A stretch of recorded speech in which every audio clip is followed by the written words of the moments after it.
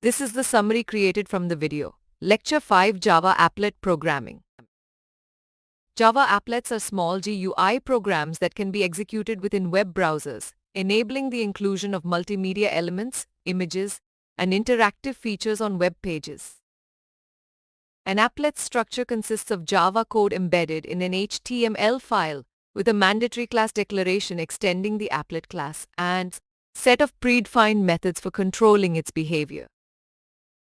The paint method is used for drawing on the applet's display area, while the init method allows for resizing the applet and passing parameters from the HTML file to the applet code.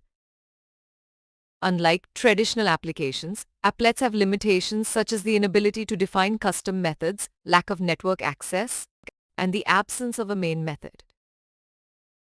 Key applet methods include paint for drawing, init for initialization, start and stop for controlling execution, and destroy for permanently removing the applet from the program. While applets provide interactivity and multimedia capabilities within web pages, trends suggest a shift away from their use due to security concerns, with standalone applications becoming more prevalent.